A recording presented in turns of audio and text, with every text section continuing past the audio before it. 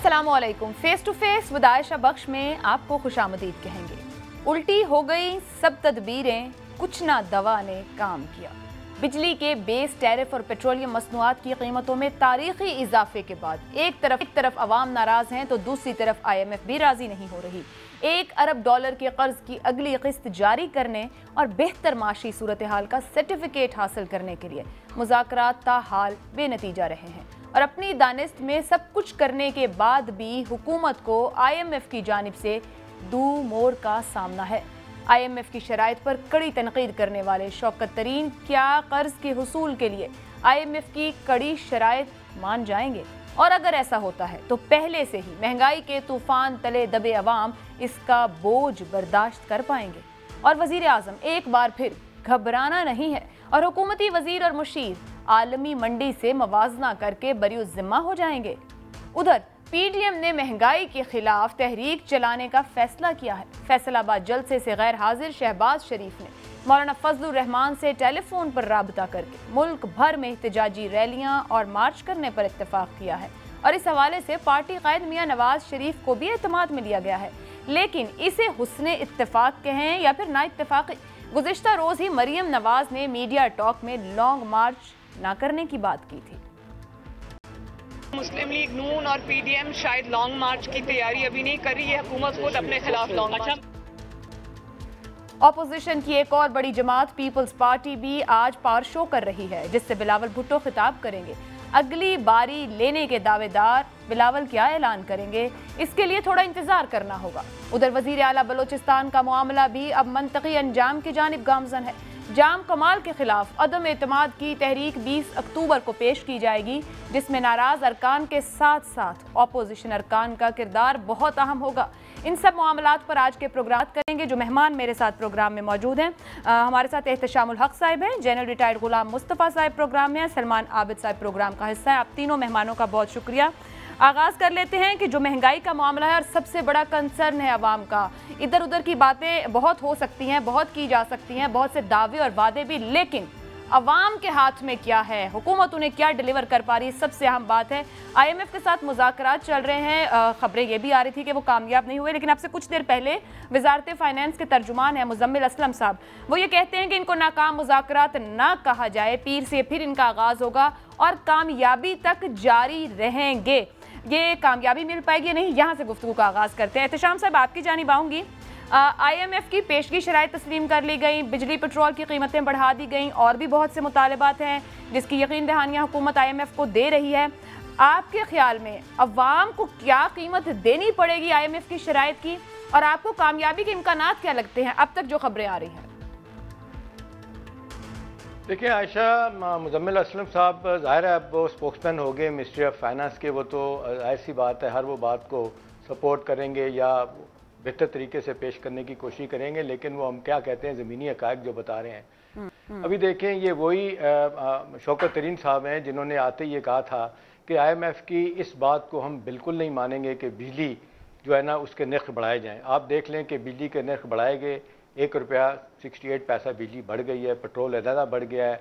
उन्होंने कहा था 75 बिलियन रुपीज़ के टैक्स भी लगाएं, इनडायरेक्ट टैक्सेस भी लगना शुरू हो गए हैं। अभी देखें सवाल बड़ा अहम है, वो है कि जी $6 बिलियन का एक्सटेंडेड फंड फैसिलिटी जो 3 साल का IMF का प्रोग्राम है आयशा, ये 1.5 साल से सस्पेंड हुआ हुआ है। 2 किस्तें मिली हैं, तीसरी किस्त 900 से $1 बिलियन की मिलनी थी, वो नहीं मिली। 6th रिव्यू जो है ना हमारा इस प्रोग्राम का हुआ है, उसमें कोई ख़ास कामयाबी नहीं हुई। अभी यह है कि हमने हमेशा देखा है कि जब इससे IMF के साथ मुज़ाकरात के लिए टीम वाशिंगटन जाती है तो प्रायर मीटिंग में बहुत कुछ तय हो जाता है। इस प्रायर मीटिंग में इस्लामाबाद में कुछ तय नहीं हुआ, नतीजतन अब तक के जो मुज़ाकरात हुए हैं वो उसको हम नाकाम कहें, कामयाब तो नहीं हुए किसी सूरत में भी।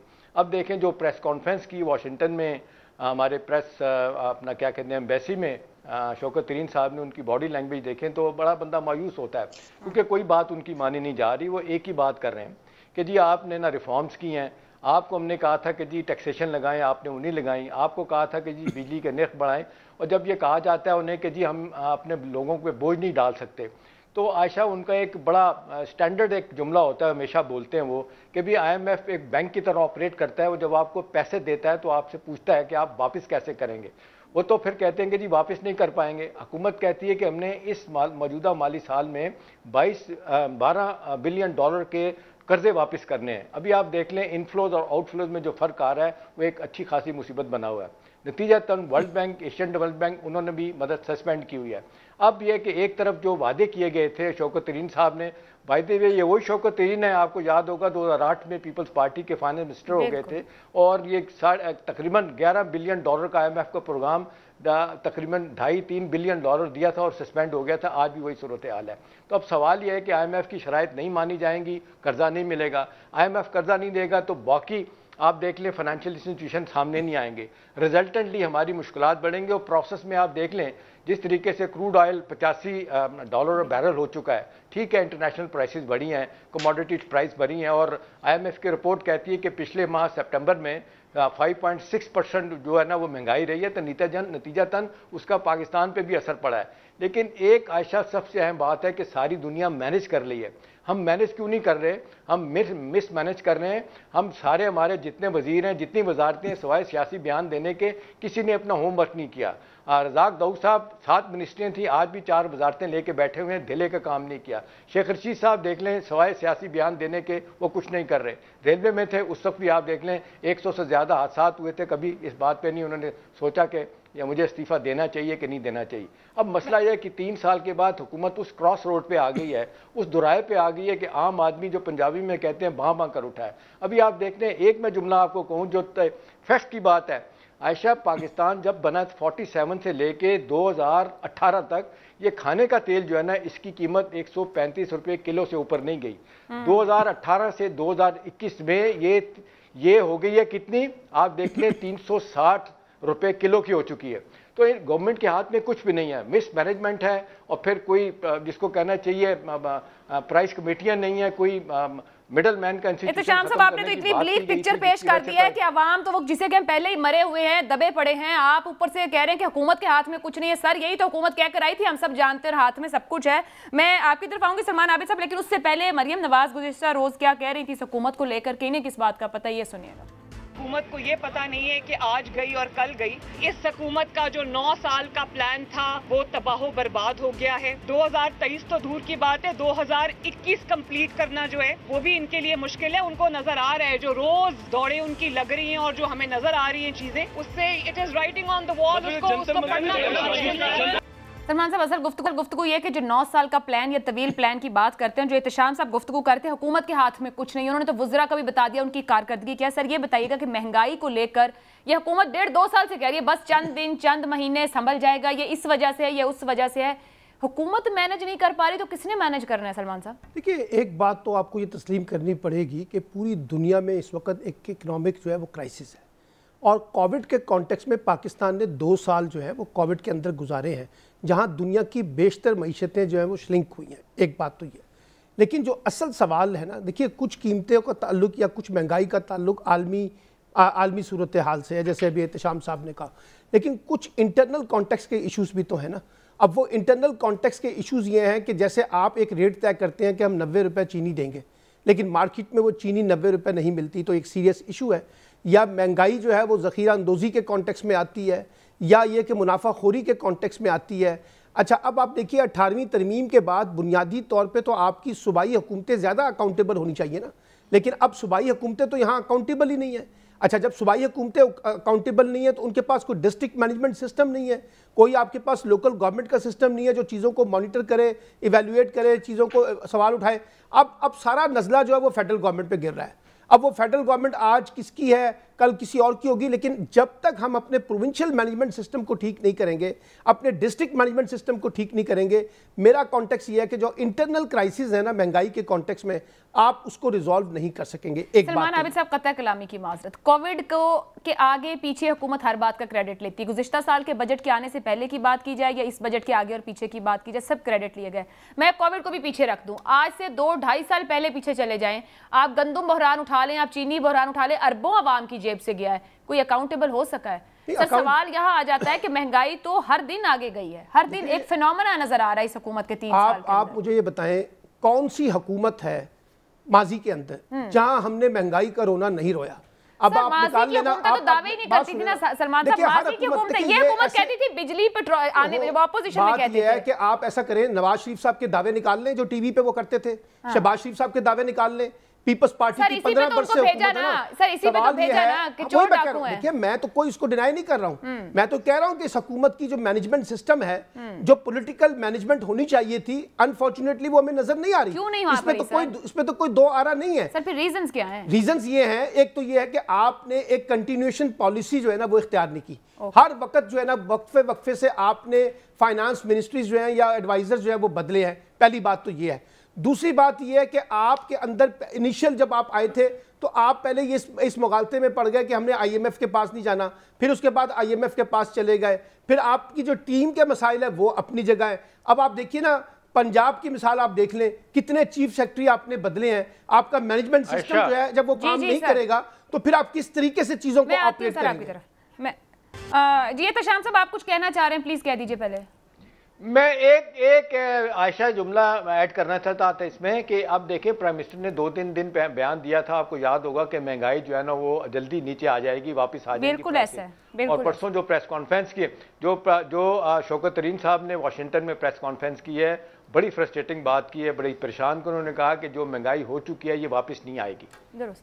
سر میں تھوڑا سا یہاں پہ یہ بھی, میں بالکل جنرل صاحب کی طرف جاؤں گی, لیکن آپ کے ساتھ ایڈ کر دوں کہ شوکت ترین صاحب نے جب وزارت لی اس سے صرف 12 دن پہلے بیٹھ کے اسی حکومت کی معاشی پالیسیز پر مین سٹریم چینلز کے اوپر خوب تنقید کی تھی اسی حکومت کو. جنرل صاحب آپ کی طرف آتی ہوں, ماضی کے عمران خان صاحب کیا کہتے تھے, وہ ارشادات درست تھے, یا آپ وزیر اعظم عمران خان صاحب جو کر رہے ہیں یہ سب کچھ بالکل درست ہے؟ اس کو کامنٹ کیجئے گا. حکومت 2 سال سے جانتی ہے مہنگائی سب سے بڑا چیلنج ہے, مینج کیوں نہیں کر پا رہی؟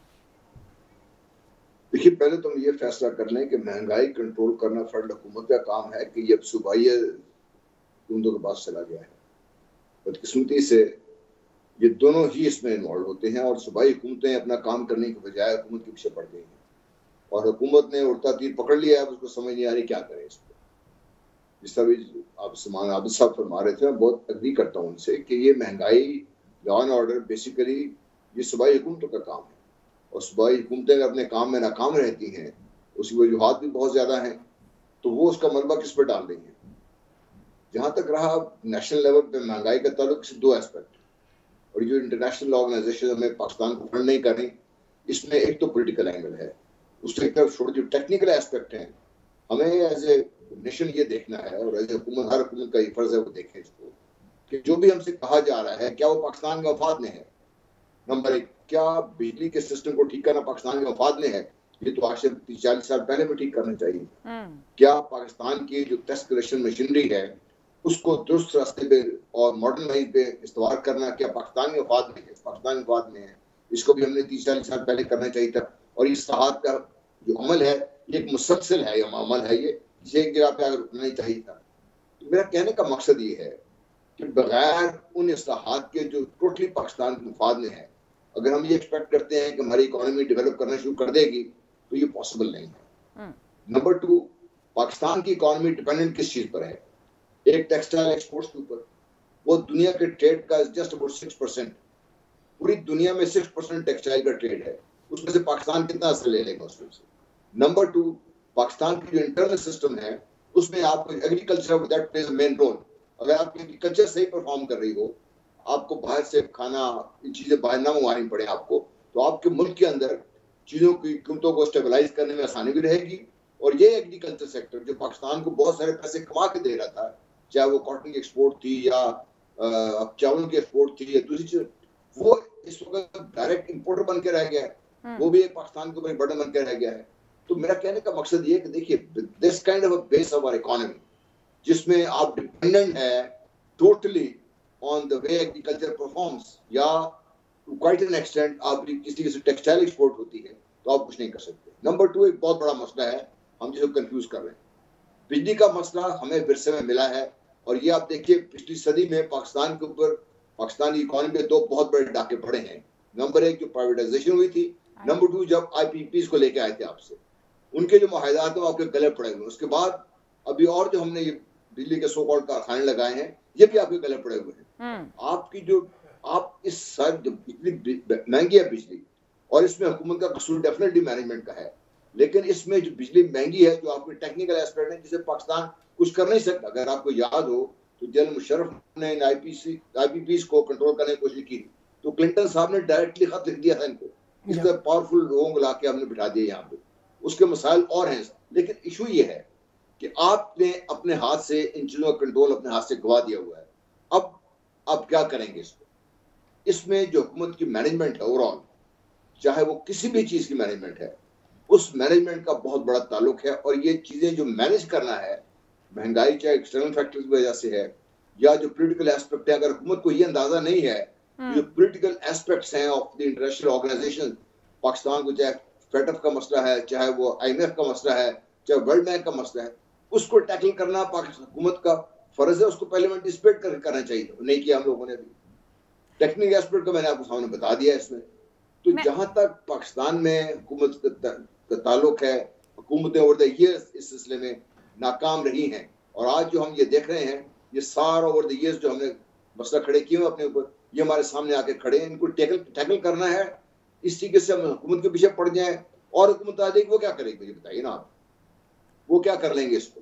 ٹھیک ہے، ویلڈ سوالات اٹھا رہے ہیں سر. مجھے بریک لینی ہے، لیکن بجلی، پیٹرول، گیس کی قیمتیں وفاق سے طے ہوتی ہیں. سوال یہ بھی صورت میں بنتا ہے کہ وفاقی دارالحکومت اسلام آباد میں کیا کرائمز کنٹرول میں ہیں، کیا کوالٹی آف فوڈ مینٹینڈ ہے، کیا پرائس کنٹرول کمیٹیز کام کر رہی ہیں اس چھوٹی سی جورسڈکشن میں، کیا عوام کو سہولیت مل رہی ہیں؟ اور پنجاب سب سے بڑا صوبہ ہے جہاں 60% سے زائد آبادی ہے، اور یہیں پر وہ حکومت ہے جو وفاق میں بھی ہے. کیا یہاں پر یہ تمام معاملات طے ہو رہے ہیں؟ حکومت کے پاس اس وقت عوام کو دینے کے لیے کیا ہے؟ کیا پرفارمنس ہے، کیا گورننس ہے، کیا مینجمنٹ ہے، یا پھر اکثریت حکومت ہے؟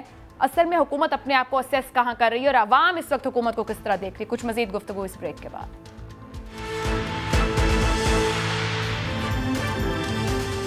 پروگرام میں آپ کو ایک بار پھر خوش آمدید کہیں گے. بریک سے پہلے مہنگائی اور حکومت کی ہینڈلنگ پر بات کر رہے تھے. پی ڈی ایم کے سربراہ مولانا فضل الرحمان کی جانب سے بھی اعلان کر دیا گیا ہے ملک گیر احتجاج کا مہنگائی کے معاملے کو لے کر.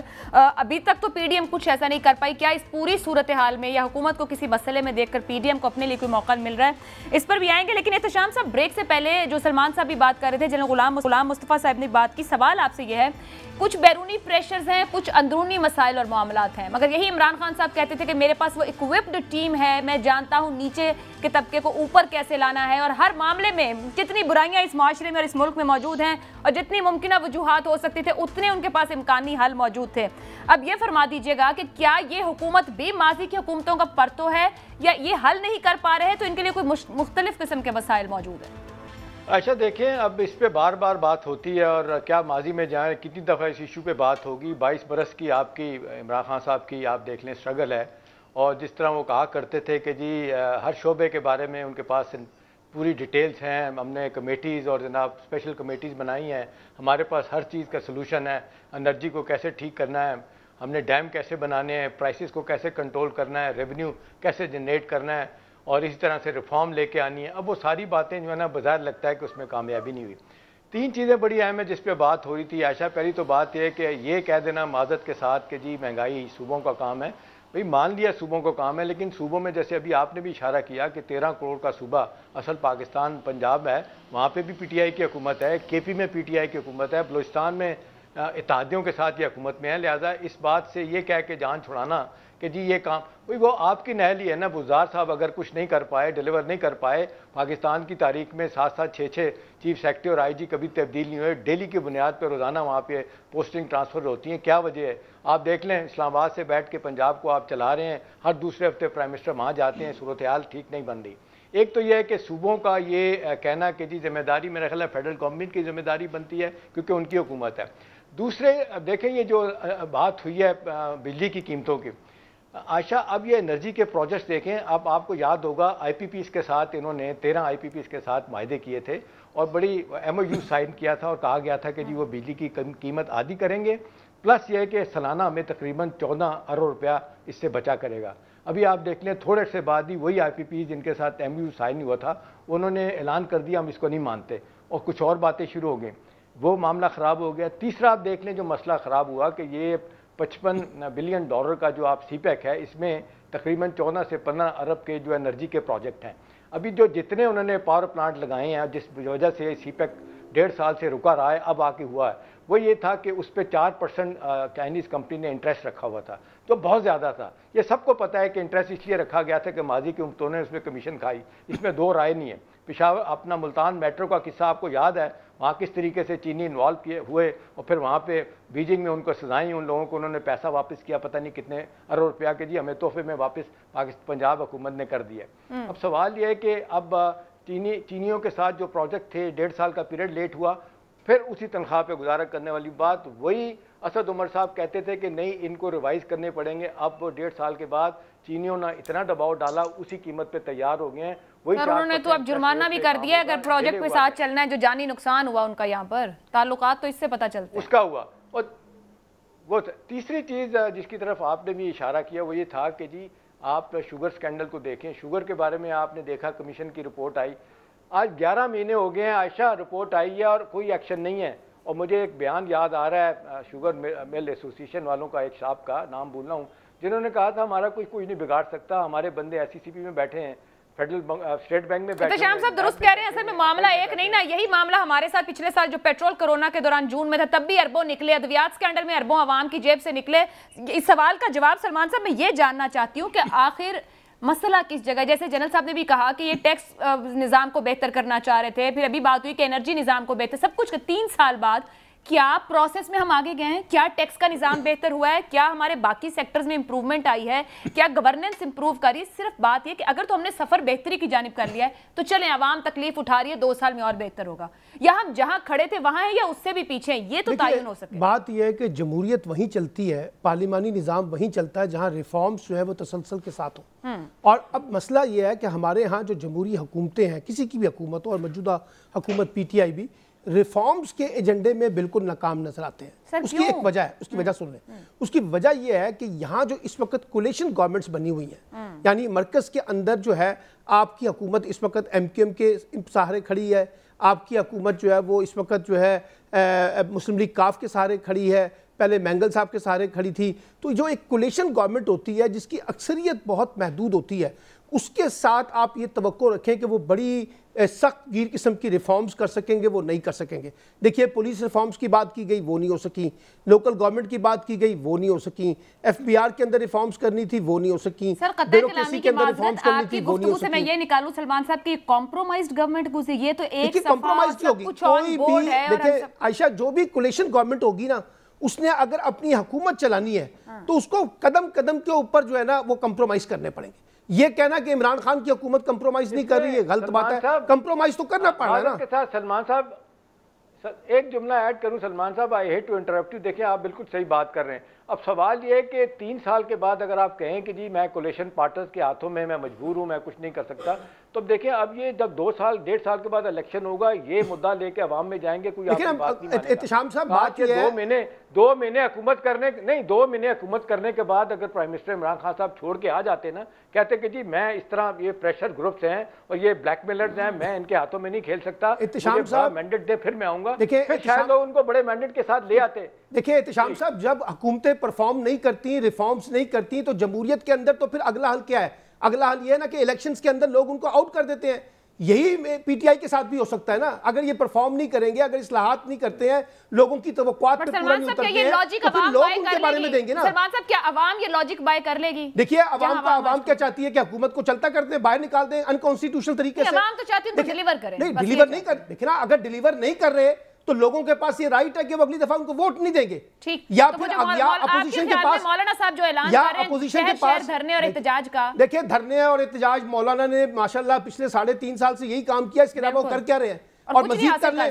ابھی پی ایم ایل این میں آپ کو بتا دوں, شہباز شریف صاحب کسی قسم کے لانگ مارچ اور دھرنے سیاست کے قائل نہیں ہیں. وہ کئی دفعہ کہہ چکے ہیں. رابطہ ان دونوں نے کر کے فیصلہ کیا, شہباز صاحب اور مولانا. رابطہ کرنا ایک اور چیز ہے, آپ بھی یہیں پر ہیں, آپ کو یاد ہے نا انہوں نے پی ڈی ایم نے اس بات پہ احتجاج کیا تھا بلاول صاحب سے, پیپلز پارٹی سے, کہ وہ استعفے نہیں دے رہے. نہیں آج مسلم لیگ نون استعفے دے دے نا, اگر وہ تو کل پیپلز پارٹی نہیں دے رہی تھی, آپ دے دیں, آپ لانگ مارچ کرنے آ جائیں. جب پی ڈی ایم میٹر ہی نہیں کرتی اس پورے پروسیجر میں, پی ڈی ایم میٹر ہی نہیں کرتی ایز اپوزیشن. سر دیکھیں اگر وہ میٹر نہیں کرتی ہے تو کل کیسے میٹر کر جائے گی مولانا فضل الرحمان اور شہباز شریف صاحب؟ میں تو آپ سے یہی پوچھنا چاہ رہی ہوں, میں تو کہہ رہا ہوں یہ میٹر نہیں کریں گے. اس وقت حکومت کو خطرہ جو ہے, سر جنرل صاحب سوال تو یہ ہے کہ آج فضل الرحمان صاحب आयशा फजल रहमान साहब आज अगर कह रहे हैं कि हम तहरीक चलाएंगे, हुकूमत को चलता करेंगे, तो मरियम नवाज तो कह चुकी है एक से ज्यादा मरतबा, मैं तो चाहती हूँ 5 साल तक ये हुकूमत कायम रहे। तो अब मुझे बताएं ना किसकी बात मानी जाए। सर ये तो अभी आने वाली कुछ देर पहले वाली खबर है कि शहबाज और मौलाना का राब्ता हुआ, शहबाज ने नवाज साहब से भी बात करने के बाद ये सारे का सारा, अब पता नहीं कि ये क्या करना क्या चाह रहे हैं, अवाम इनको भी सीरियस ले रहे हैं कि नहीं, ये भी एक सवाल है।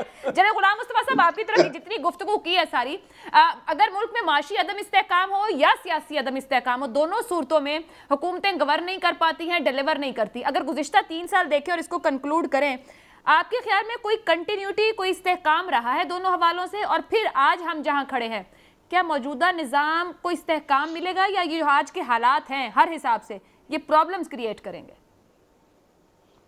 देखिए, एक तो जस्ट बाय द वे मैं बात कर रहा हूँ, जब ये इमरान साहब इलेक्शन जीत के आए तो मैंने पहले जो ट्वीट किया था, मैंने कहा ये इनके पास में नहीं है इसको चलाना। जब भी सलमान साहब बात कर रहे थे उस वक्त उनके पास टाइम था कि आते कि सॉरी इसके साथ में काम नहीं कर सकता, लेकिन उस सूरत में हो सकता था जब उनके पास बड़ी क्लियर पॉलिसीज होती और जिस तरह उन्होंने दावे किए थे उनके मुताबिक उनकी टीम्स होती, बड़े क्लियरली उनके पास प्लान्स होते, मनसूबाबंदी लेके आते।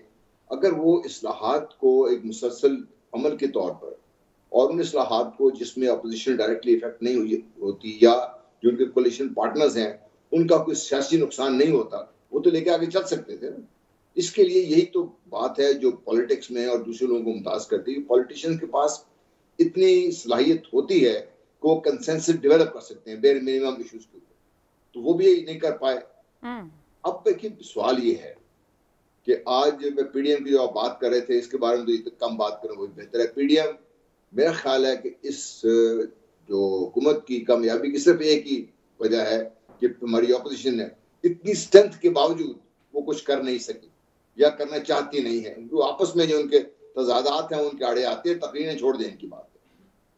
अगर ये हुकूमत को सही टफ टाइम देते शायद वो भी ठीक तरफ चल पड़ती, लेकिन आपकी जो बेसिक स्ट्रक्चर है, जब तक आपका पॉलिटिकल इस्तेहकाम नहीं होगा इसमें, तो आप जो मर्जी कर लें, आप इकोनॉमिकली डेवलप करने के लिए आपकी जो भी पॉलिसीज होंगी वो काम नहीं करेंगे। जनरल साहब माजरत, कतई कलामी की माजरत, आप जब सियासी इस्तेहकाम की बात कर रहे हैं सर, ये सियासी इस्तेहकाम कैसे होगा? ये एक बात तो शेख रशीद साहब ने भी कही जो आप कह रहे हैं कि नालायक अपोजिशन है जो इमरान खान साहब की खुशकिस्मती है।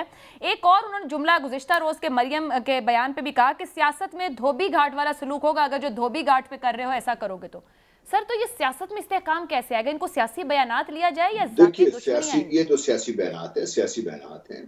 इमरान खान साहब is the chief executive period, ये उनके फराइज में शामिल है कि वो जो संजीदा किस्म का अपोजिशन है उनको लेके बैठे, साथ मुल्की मसाइल को डिस्कस करके कोई कंसेंसस डेवलप करें। जिसे मैंने पहले अर्ज की थी, यही पॉलिटिशियन को बाकी लोगों से मुमताज करती है।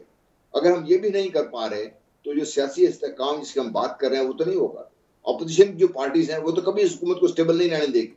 उनको हम कसूरवार इसलिए नहीं ठहरा रहे कि भाई वो गवर्नमेंट, इसलिए कसूरवार ठहरा रहे हैं कि एक कामयाब अपोजिशन हुकूमत को अगर सही काम पे मजबूर नहीं कर सकती तो सबसे बड़ी नाकामी तो इसकी अपोजिशन की है। तो मैं इस तरह से मैं बात कर रहा था। लेकिन देखिए इमरान साहब जैसे पहले अर्ज कर रहा था कि चीफ एग्जीक्यूटिव हैं पाकिस्तान के, ये उनके फराइज मनसबी हैं कि मुल्क में जो सियासी इस्तेहकाम के लिए जो इक़दामात जरूरी हैं वो करें। वो ठीक है, करप्शन के खिलाफ अपना जो जिहाद है उनको जारी रखें, लेकिन इसको लेकर सारा जो इस वक्त मामला आपके सामने खड़ा हुआ है, इसको इस कदर ज्यादा ये फैल गया हुआ है कि अब इसको समेटना ना तो अपोजिशन के अपने पास में रहा है, ना ही बस में आपको नजर आते हैं चीजें। तो जब तक सियासी इस्तेहकाम आप पैदा नहीं करेंगे, आप इकोनॉमिकली डेवलप करने के लिए आप जो है चीजें भूल जाए। जहां तक आपकी इकोनॉमी का ताल्लुक है, इसमें क्लियर पॉलिसीज, अच्छी टीम और फिर उसकी इम्प्लीमेंटेशन कैसे होगी वो लाजमी है। उसको अभी शाम साहब जो बात कर रहे थे ना, इस लिहाज से मैं एग्री करता हूँ कि सूबाई हुकूमतें में भी जो हमारी फेडरल गवर्नमेंट उसका अमल दखल है, खासतौर पर 2 सूबों में तो डायरेक्टली उनकी हुकूमत है। इस लिहाज से तो इमरान खान साहब जिम्मेदार हैं।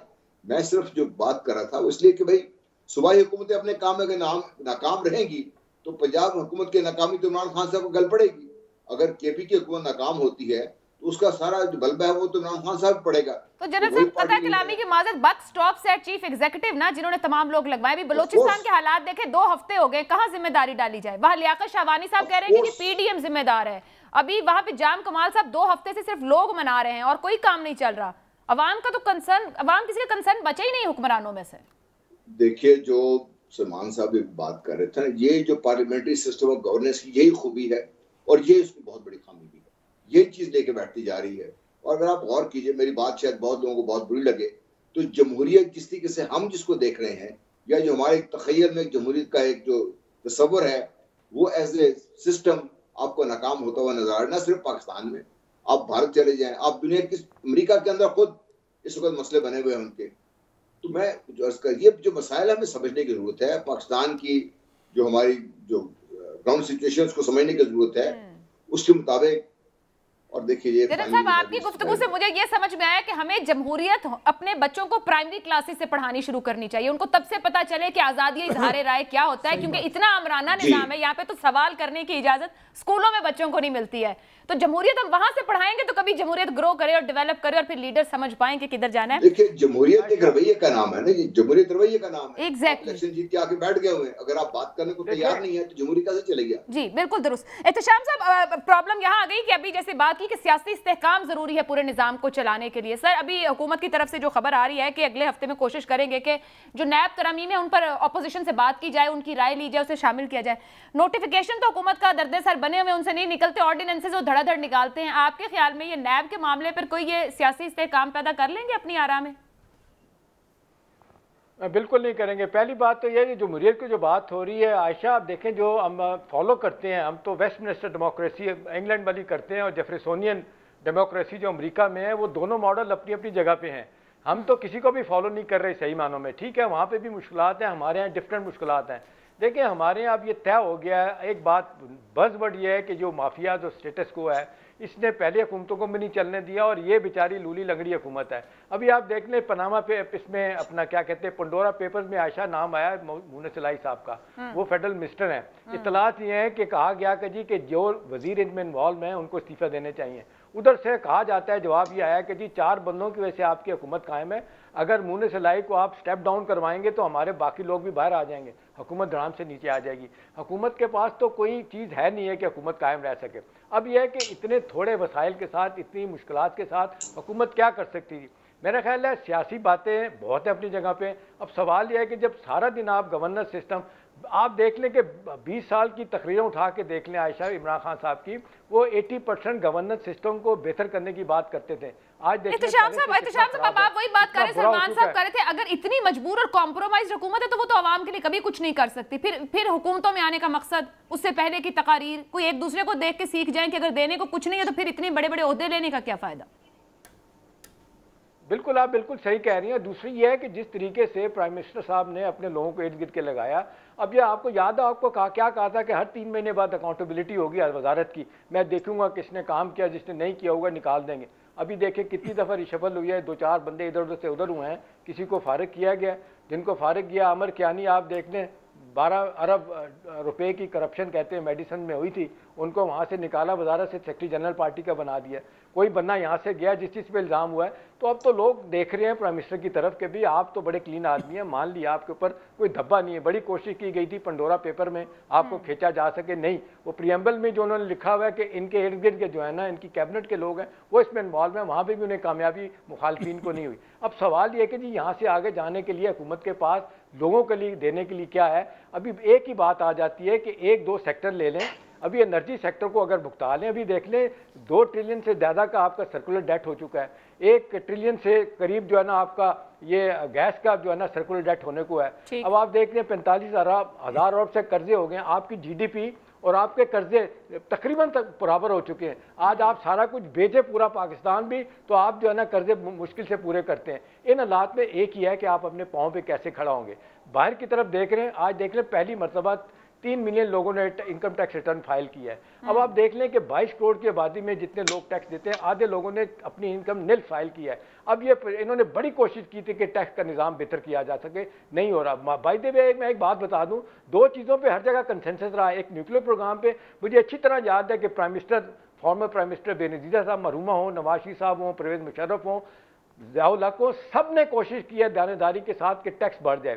نواز شریف صاحب کی پہلی حکومت میں میں نے ساکھ ڈار کو لڑتے ہوئے دیکھا لوگوں کے ساتھ، اور مجھے اچھی طرح یاد ہے نواز شریف صاحب کہتے تھے نتھنگ ڈوئنگ، ہم نے ٹیکس لینا ہے.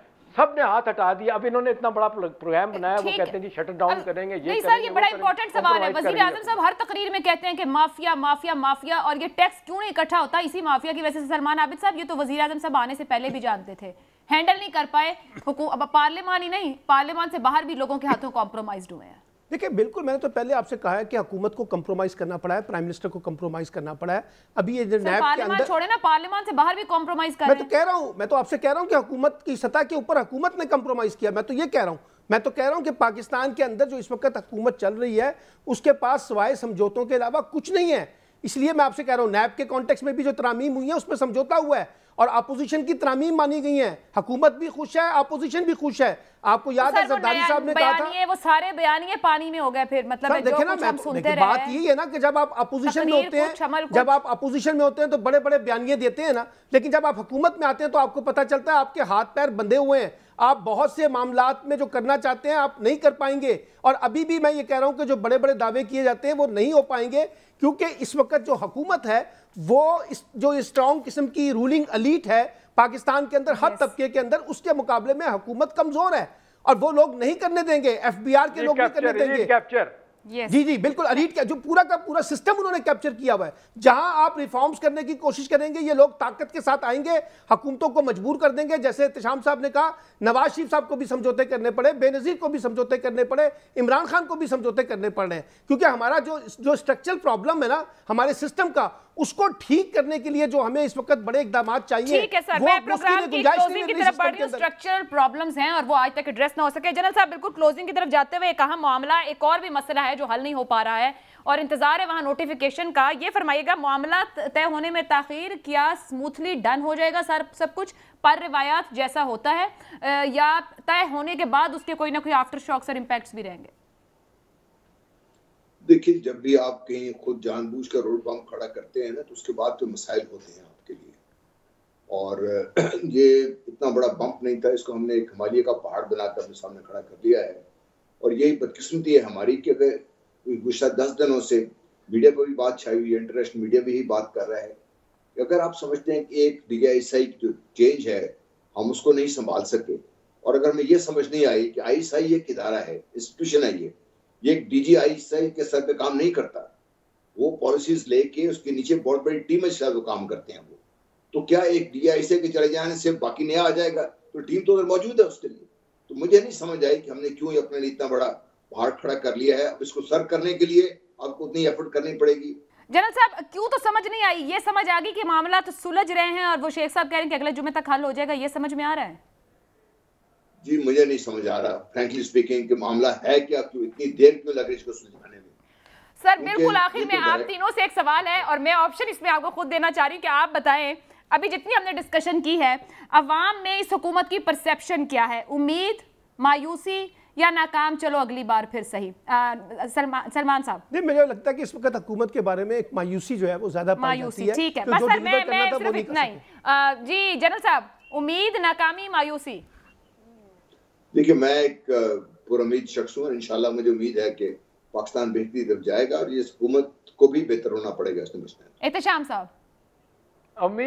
उम्मीद और मायूसी के दरमियान हम बैठे हुए हैं। कहा जा रहा है कि बुध वाले दिन ये नोटिफिकेशन चला जाएगा, लेकिन डैमेज डन हो चुका है। अब इस पर हुकूमत कैसे रिकवर करती है ये एक अहम सवाल है। मगर ये बात यकीनी है कि हुकूमत का सर्वाइवल, उसकी कारकर्दगी। तीनों मेहमानों का बहुत शुक्रिया, मुझे इजाजत दीजिए, अल्लाह हाफ़िज़।